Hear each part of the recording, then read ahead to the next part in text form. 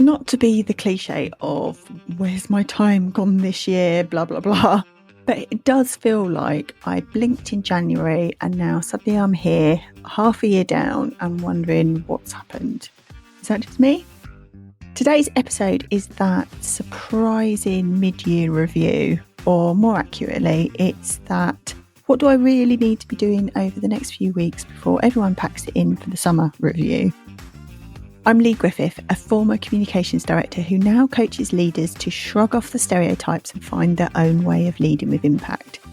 On the Leaders with Impact podcast, I talk with real leaders about what's shaped their approach, I chat with experts who will challenge your thinking, and I share my own strategies for success. If you enjoy the show and want to shake things up with your own leadership development, then why not recommend me to work in your organisation? Visit sundayskies.com or drop an email to lwi@sundayskies.com. Enjoy this episode. I don't know about you, but I am really ready to enjoy the summer. Okay, the weather, certainly at the time of recording anyway, and the weeks and weeks and weeks beforehand may not have got the memo about the sun. I've literally just come back from glamping in a festival field, which was all the elements, and I realise I am a fair weather camper. But I'm still hopeful for summer, and it doesn't mean that I can't use the time as I intended to drink, to eat, and do all the fun things. When I look back over my time when I worked in corporate, because I didn't have children, I would be the one that was still showing up all through summer. And I found it a bit like Christmas. Because there were fewer people around, I could get a lot of stuff done, and I'd feel very smug with myself when I went off on my holidays in September. But I did get a FOMO of having a summer holiday. And when I started my business, I told myself that I would make sure I took summer and Christmas off because I could. And because why shouldn't I enjoy the nice weather and the overpriced activities?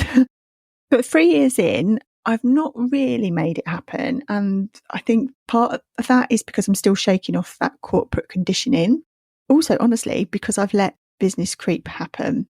At the beginning of this year, though, when I had a bit of a personal reset, I said to myself, no more. I'm going to take the summer off as promised, no excuses. And so you're hearing me talk as I'm wrapping up work for the summer, my summer sabbatical, as I keep calling it. I was going to keep publishing podcast episodes over the break, but then I remembered that creep from previous years. And I know for all the forward planning I might do and all the scheduling in advance, I would still be checking the episodes had gone live. I would probably still be making edits of some sort. I would be going and checking in and feeling like I've got to promote stuff on the socials. And also, I thought, you guys probably will have so many things you want to catch up and listen to. You don't need to be listening to a business podcast over the summer. I've been listening to Who Shat on the Floor at My Wedding, which is very unbusinesslike, but a lot of fun. So that's my podcast recommendation if you want something a bit different. Probably also tells you a lot about my sense of humour. Anyway, I thought this year, nope, a break is a break. I'm going to be taking a break. So this is going to be the last episode for a little while. Fear not, I will be back in September, but I am going to be taking 6-7 weeks off. I'm not quite sure actually how it works out diary-wise. Now, whether you're taking a break over the summer or like I used to do, you're planning to use that time to get ahead or most likely catch up, I wanted this episode to help you work out what to focus on in order that you can make the second half of your year as impactful as possible. It's a process I use myself, and it helps me to do that check-in against my plan and do the course correct before it's too late. And it also means this year I can go away on my summer sabbatical with the same smug feeling of having my shit sorted. First things first, the stock take. This is the perfect time to look at what you've been doing this year so far and be honest with yourself about what that's meant. Now, there is no judgment here when you look back at your goals at the beginning of the year, if you've set any even. I am the queen of setting ambitious goals only to realise I'd wildly underestimated the time it would take, or hadn't really thought through the different inputs I'd have to rely on, and those other people perhaps weren't working to the same time and speed as I was. I see this mid-year review as the reality check. What did I think or want to happen and what actually happened? And yeah, it can be disheartening sometimes to see how off plan you are. But my reframe is knowledge is power. The more you know about what worked and what didn't work, the more realistic you can be going into the months ahead. So for me, this is a lesson in objectivity. And as leaders, we shouldn't be taking things too personally anyway. So let's cut ourselves some slack. Stuff happens. New priorities crop up. Things that you thought were going to be important turns out not to be. And let's be honest, when you work in an organisation, especially a large one, people change their minds all the time and it's frustrating. Stuff happens outside of our organisation too. We've literally just had an election. We have a new government coming in, and that means there's going to be a whole load of new and different stuff. And people and industries and organisations are going to have to adapt to that. So even if you were wildly on track with your plans from the beginning of the year, the reality is things are going to have to change anyway because the context in which we're all working is changing. Let's just be clear. What is it we wanted to focus on and achieve? And then using whatever metrics are at our disposal, be honest about where you're at right now. What went well? What didn't go well? What have you learned as a result? That is all anyone can ask of you. Now you've got an understanding of where you're at, take some time, and you don't have to do all of this in one go. This whole episode, you can chunk it up. You might want to keep coming back to it as you reflect on different pieces. You might want to do some of these exercises more than once. It's completely up to you. Just take chunks of time to think about how you want your rest of your year to be. And that might be the calendar or the financial year. It's up to you. Don't feel burdened by the goals you set at the beginning of the year. Decide which ones are done, either because they've been completed or they're no longer relevant, and park them. They no longer need to be taking up any space in your brain. Focus instead on where you want to get to by the end of the year. When you do an end of year review, what would you like to be thinking and feeling and doing? What might you want to be celebrating? And how are you going to know when you've got there? And then start to identify, well, what's the gap that I'm trying to close? What are those steps I'm going to need to take in order to get to that final point? I find it really helpful to note all of those things down, and I'll probably have quite a long list. And then I'll take a moment to check in and revisit my overall vision. This is my anchor of why I'm showing up doing what I'm doing. And it gives me a lens to view and filter all those things against. If it helps me to achieve my vision, it stays. If it's not aligned, it goes. Simple. Now, personally, I don't just do a business organisational goal review. I see this almost as a 360 life audit because they impact and influence each other so much. I focus on what do I want to achieve in my work? What's important to me personally? And then where do I want to be developing as a human? This could be personal or professional development. Again, I think these things overlap and impact each other. I don't always feel the need that I need to be doing the next business course when I could do a course in creative writing, which might help me be a better storyteller, for example.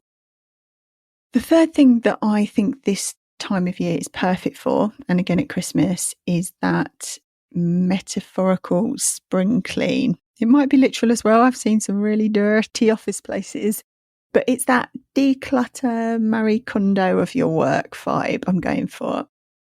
Now, I am someone who has tried every productivity hack imagined. I've used all the tools and the apps to try and stay on top of all the things that need to be done. And I can guarantee you that no matter your system, unless you're some kind of productivity genius, in which case you're probably in the wrong business, or you're working too many hours a day, and we can have a separate conversation about that, your to-do list will be wild at this point. You might not even have a to-do list. It may have given up the ghost at some point. It may just be a random jumbling of notes and papers and thoughts taking up your physical and mental space. But rather than fretting about it and letting it overwhelm you, now's the time to sort it. This year, I've actually stepped away and scrapped all my planning tools and have gone back to basics. I read, and I don't know if I've mentioned this on the podcast before, but I read at the beginning of the year 4,000 Weeks by Oliver Burkeman, and it lit a fire under me. I had this moment of clarity of why am I trying to keep finding the next hack when the reality is there's always going to be more work to do, more emails to reply to. And once I accepted that and recognised my boundaries around time, it has been so much easier for me to deal with. So my personal assistant, and I'm not saying this is for you, but I thought it'd be helpful to share. I've got 3 lists now. I have an urgent and essential thing that I need to action. There is never more than 10 items on this list, and that is where I focus my time and energy. The other list is a to-do list in waiting. So when one of my 10 actions is completed and removed, I can transfer an action from this list onto it. And the third list is the on hold / future actions list. So it's something that I've noted down as maybe I want to do that in the future. But it's not made the future to-do list yet, and it may never do, and I'm okay with that. But it's somewhere, it's like the car park for thoughts and ideas.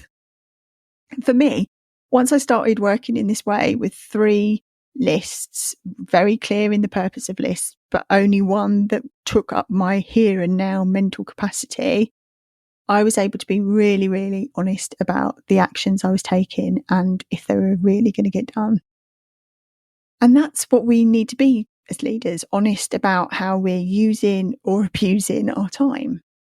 When I work with my clients, we might review all the things they think they need to do and then look at it again through the lens of, can only I do this, or can it be delegated to one of my team? And also we look at it through the lens of, does it need to be done now, or can it be deferred? For some leaders, we've worked up a way that their PA can be the one that's in charge of managing the to-do list, using a really simple process in Trello to improve their coordination and communication with each other. There is no right or wrong way of organising yourself, but you do need to be honest about what time you have and what really only you can do.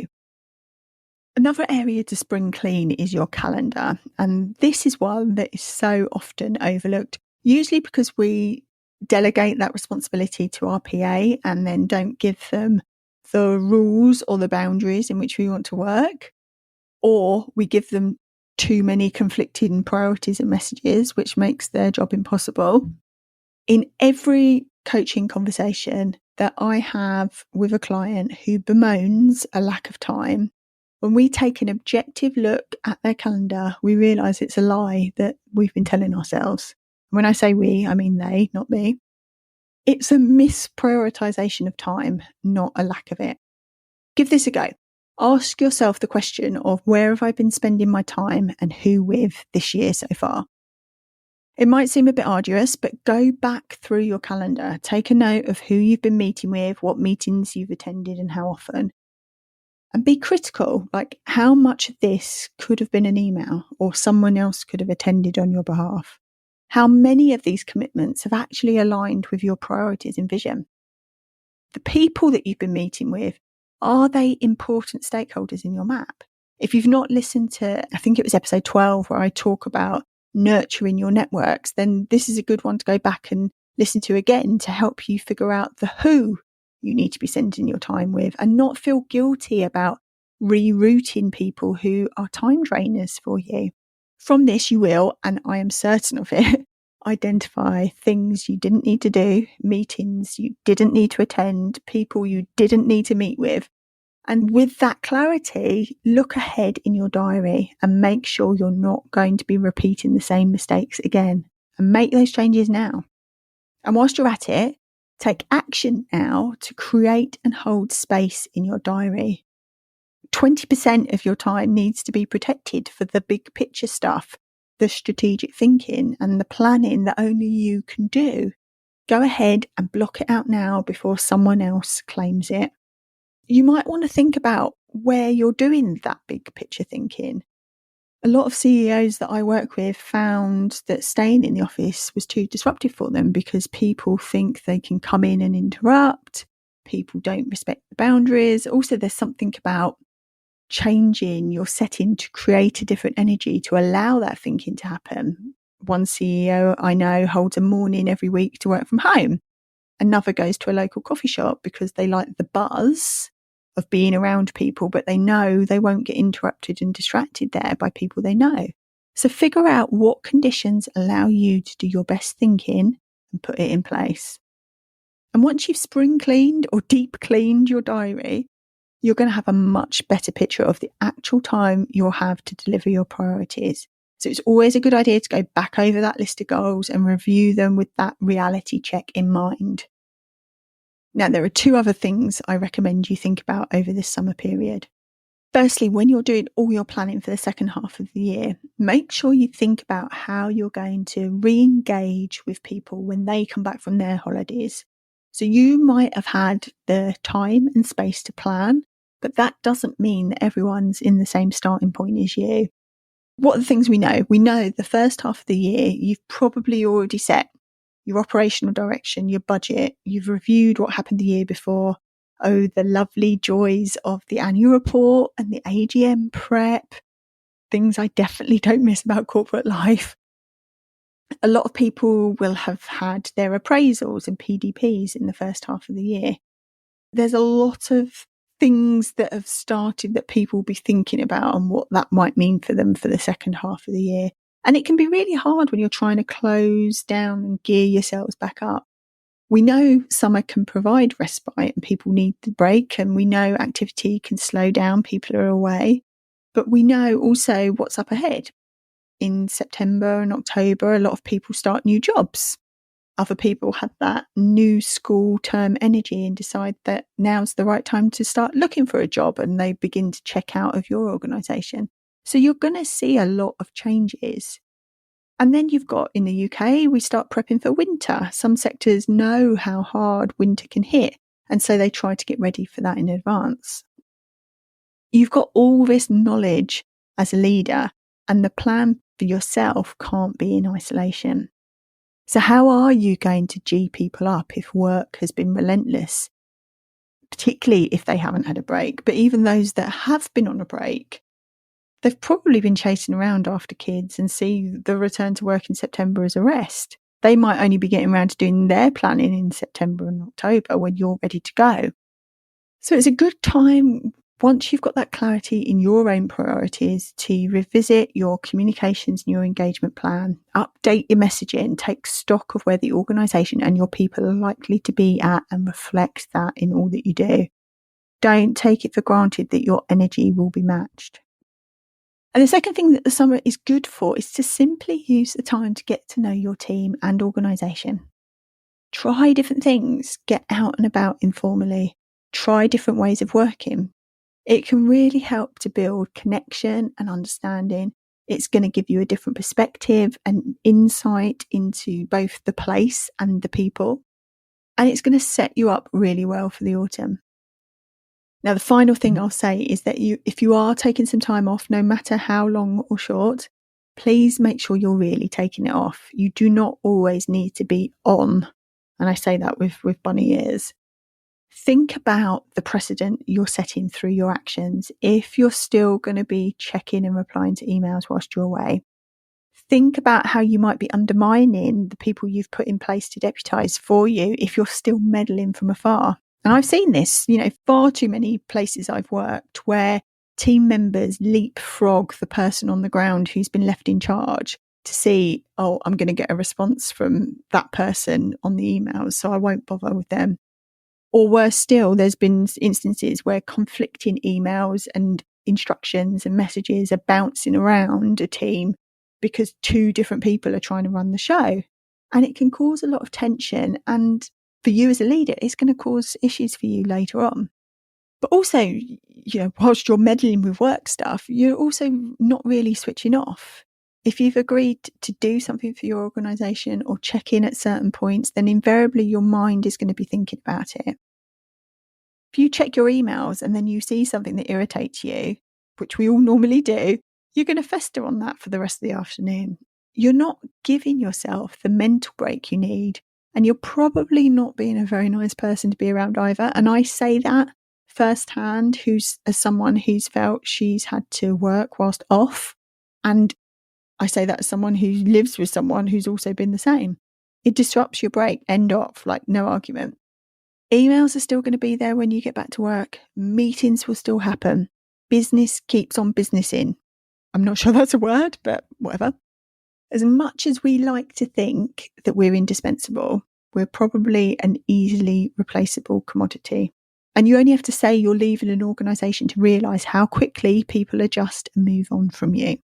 But those moments with your family, your friends, yourself even, those are not replaceable.